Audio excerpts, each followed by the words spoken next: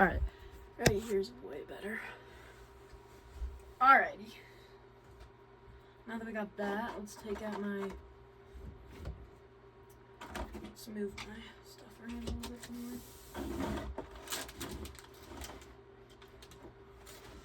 Let's stand you up until I need you.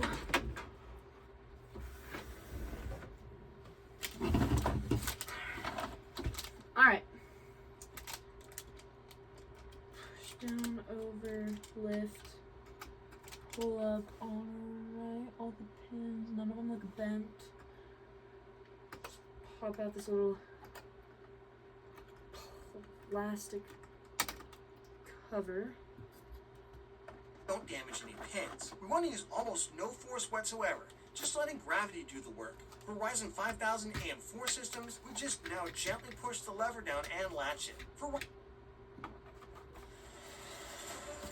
Ads. On Mac immerses you in a universe with thousands of star systems like never before. Follow a path of your own choosing. Perfect.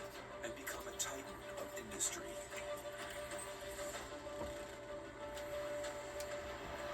Explore the wonders of the Alright, universe. that looks like it's in.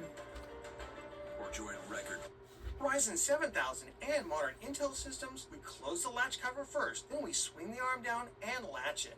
If you've left the plastic cover on, it'll just pop off during this process. Hold on to that if you ever want to sell the motherboard separately. Step 3 is installing the cooler. Now make sure you're using the correct mounting instructions and kit provided if using an aftermarket cooler. Note that if you're using an all-in-one liquid cooler, you can install the pump now, but I generally prefer to get the mounting hardware installed and put the pump on after it's in the case, so we can angle the tubes how we like. For the Ryzen box cooler, we just unscrew the plastic retention bars and remove them. Then the CPU cooler, which has already had thermal paste pre-applied, just goes right over the top and into the screw holes. Now we just make sure that each screw hole is seated and not screwed in yet. Once we do that, we apply... Alright, so... Okay. Okay. Is there like, we're gonna... Ow.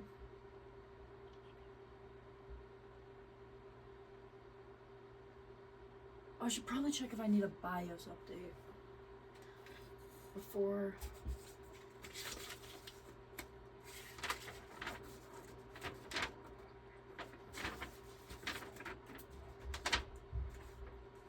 RAM 5 memory disks.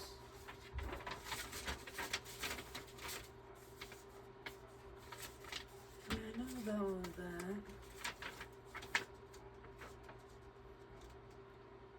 Explosive device antenna warning wireless amp does not for use with high gain antennas.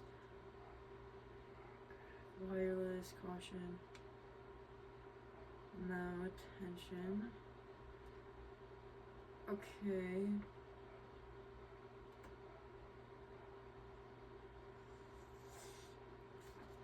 Okay.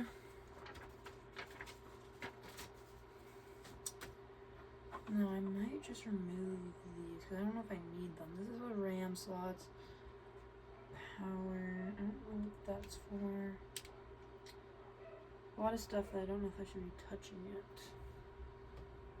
Oh, did I check the box for its separate? Okay, it does not have a separate like block thingy. So okay, so everything goes into this. Alright.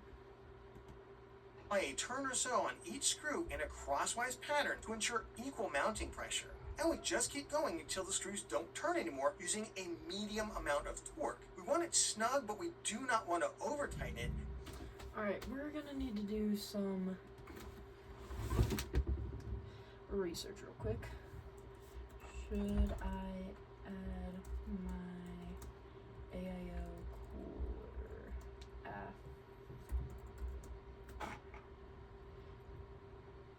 after motherboard? It's generally easier and recommended to install an AIO cooler after the motherboard is mounted to the case. That allows better access to the CPU and easier radiator fan placement. Okay, so we'll wait. As that can damage the CPU. To install a mid-range cooler, follow the instruction manual for the cooler, and just note that many will include their own backplate, especially for Intel motherboards. And keep an eye out for compatibility with AM5, where the backplate can't be removed. See our 7600X build guide for more on that. When we apply thermal paste ourselves, I typically do it in an X with 4 small dots of paste in between like this. Okay. You can also use a spreader or an old credit card and spread the paste yourself. Just remember, using a little too much paste is fine. Using not enough is not.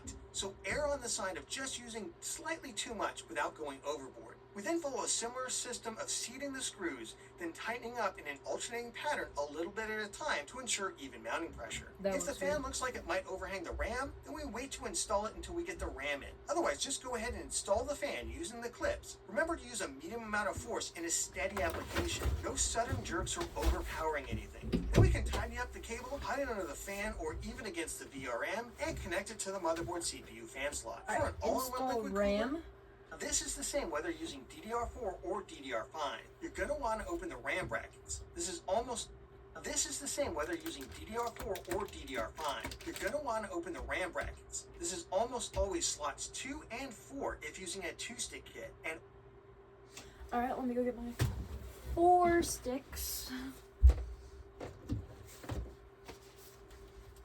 Corsair. Ah! Of Corsair DDR5.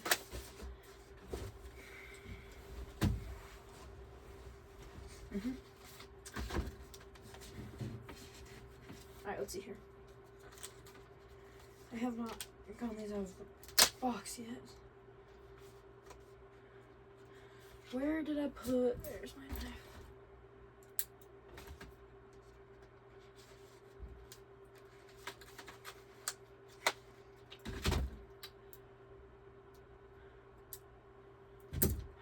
Let's see here.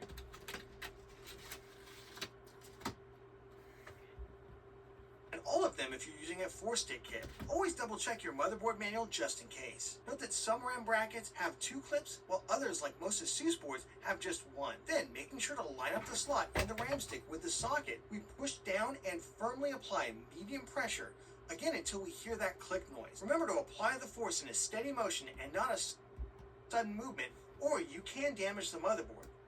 Alright. Let's see. How do I guess I should check my... Did the socket...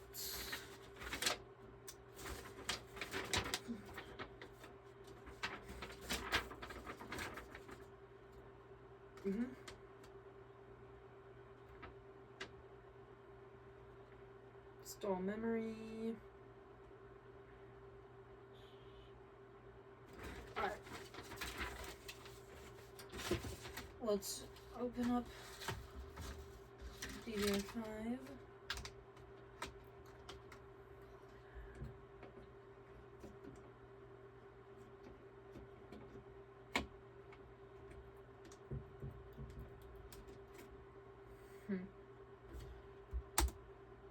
Generally, if you feel like you have to force something, that means there's another issue going on that needs to be solved. Okay, let's try flipping it around.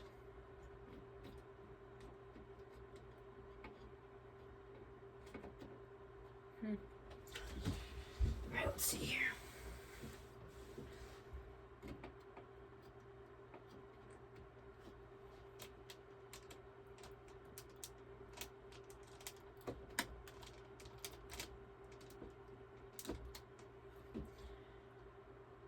Didn't click, but it's in.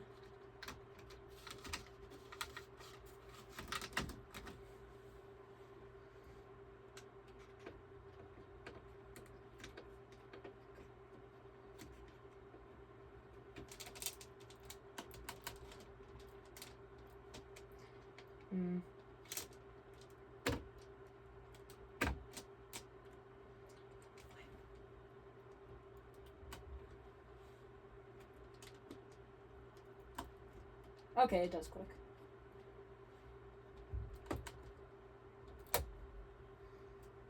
Alright, it clicks. I'm just semi-delusional. Ugh.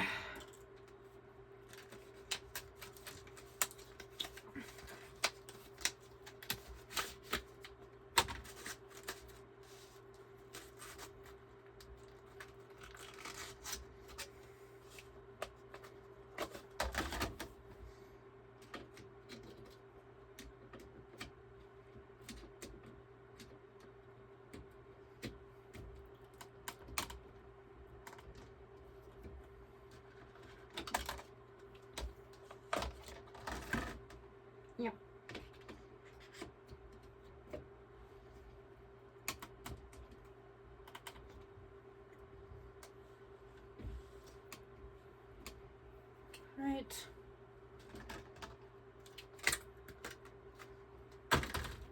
RAM is all in.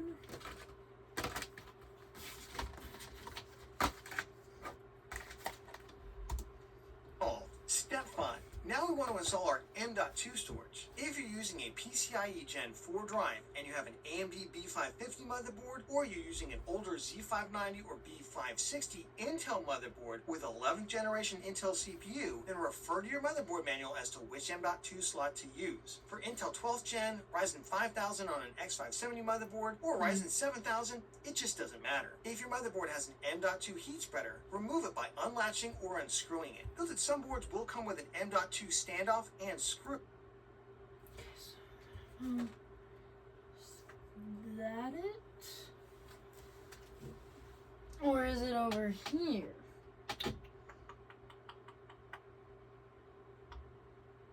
Where do I put in storage?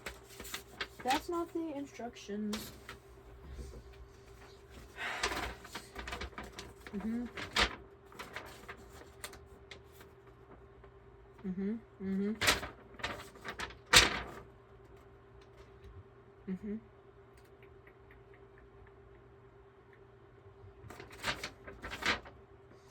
Well, now where the flip?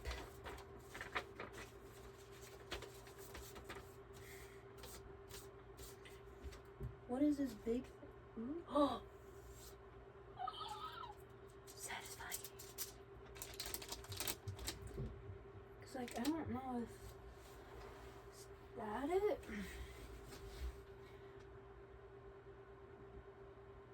5000 on an X570 motherboard or Ryzen 7000, it just doesn't matter. If your motherboard has an M.2 heat spreader, remove it by unlatching or unscrewing it. Note that some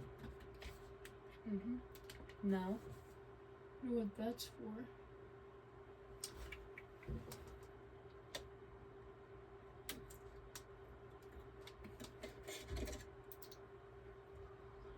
The heck? Is that it?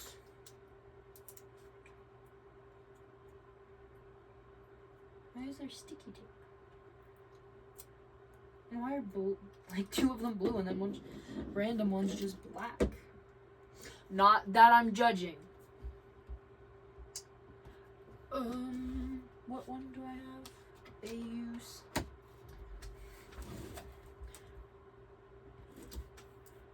Where to put the storage in a X87 OE motherboard. Install SSD without using screwdriver.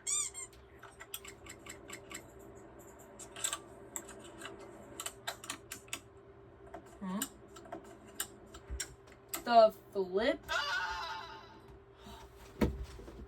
Wait a minute. Let's go back. X8703.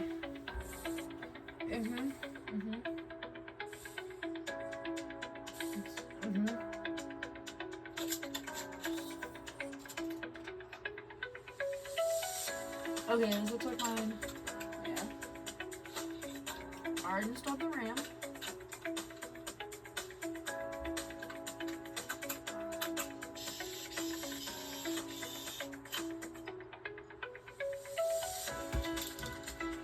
Wait, where the flip did you do that? And so it's right under the big thingy. But my big thingy just has like a latch. You just twist.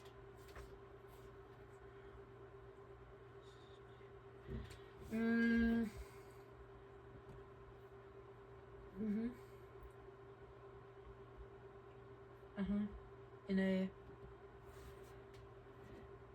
AO Russ motherboard.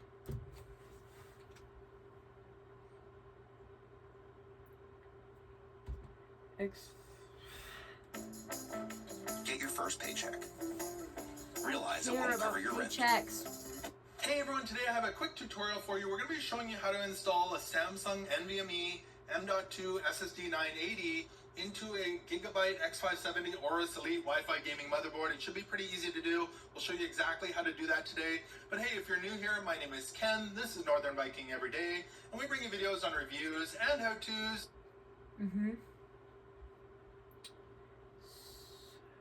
Ryzen Aorus 8 X870. Oh, is it 03?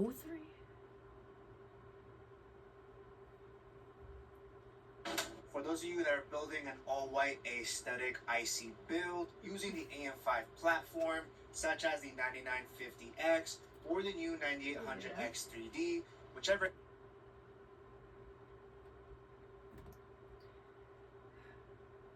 You definitely want to find where it says memory support. Make sure you're correctly choosing the correct Ryzen series here. So we're on the 9000 series, and this will give you a list of confirmed RAM that Gigabyte has tested and confirmed to work based off of the overclock speeds. You can easily navigate through speed. You can do it by brands, and you can do it by capacity. This is a good and stress-free way to check which memory is already tested. Otherwise, it's not a 100% guarantee, but we're going to try it anyways. So whenever you're installing RAM, we have 4 slots, of course. It's labeled as A1, A2, B1, and B2. Whenever you're using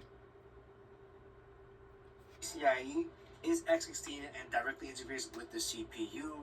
And it's very important to know that for Ryzen 9000 and 7000 series, if we populate the M.2 labeled B or C, if they're ever connected or populated, then our PCIe X16 will operate in X8 mode, basically cutting the bandwidth in half. So different boards have different configurations and speeds. So this one not only supports 4, but also supports up to 3 PCIe 5.0 NVMe drives. However, again, some of them share bandwidth. What I love about this board here is that they make it very easy and toolless. So all I have to do here is there's going to be this little latch here that I just push this to the left. And now I can just lift this up. And that's pretty much it. This heatsink comes out very easily. To access additional M.2s, same thing, we're going to turn this to the side and we should be able to just lift this cover up. I need to get my Pull it to the left. need to get my knife out again. Where? There it is. Whoa. Probably cut away from myself, but my little 14-year-old brain didn't process that.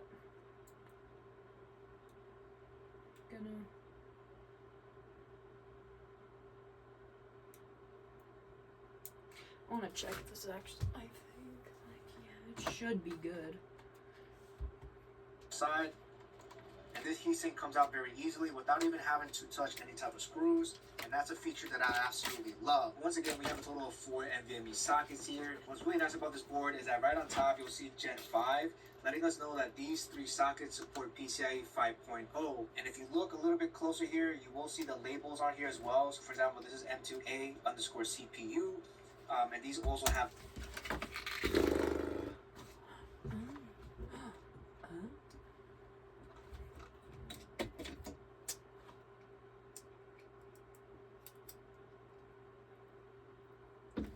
What? Oh, it's just like a magnet. Ew, it's so weird and sticky. Ew! Ah! Ew! letters as well. This is letter C and this is letter B. Now, all 3 of these connect directly to the CPU, giving you the best performance possible. The only downside though is that if I use any of these slots over here, it's going to automatically reduce my main PCIe down to X8 instead of X16. So with that in mind, this one right here is going to be PCIe 4.0. This connects directly to the X870 chipset. So what that means here is that this NVMe basically communicates to the chipset first and then to the CPU, which introduces a little bit of latency, but it's not a big deal since my secondary drive is not going to be used that often. That's definitely one of the downsides of this board, is that I can only realistically use 2 slots without touching the speeds of the X16. So with that in mind, if you're just using one drive, all we have to focus on is our main NVMe slot here. So first we're going to do is going to remove the sticker over here that reveals the thermal pad, and then all we have to do here is oh shoot.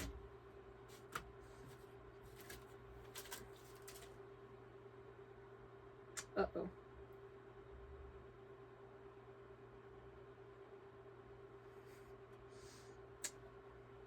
Uh-oh.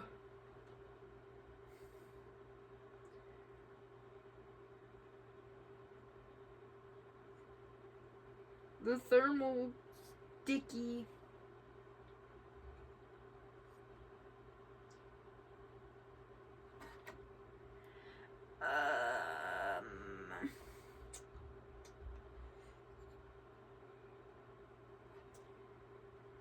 Crap.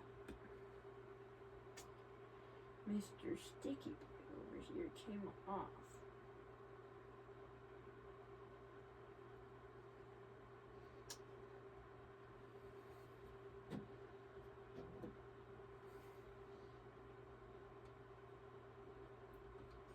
I can do this.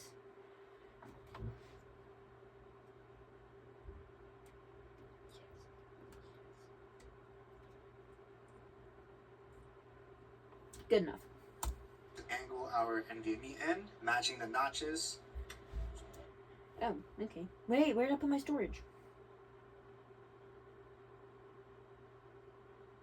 Ah.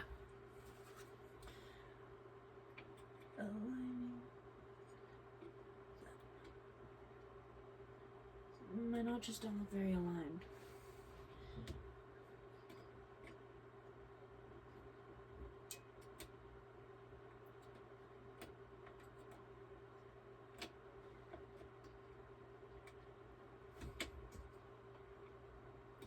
Ah, there you go.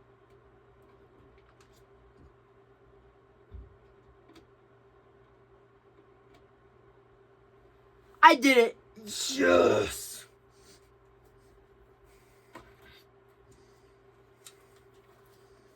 I'm so awesome!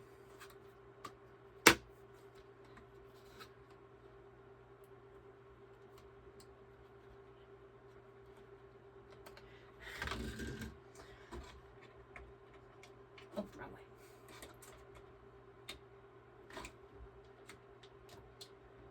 Everything is awesome. Alright, one second, I gotta check if you can really have this recorded.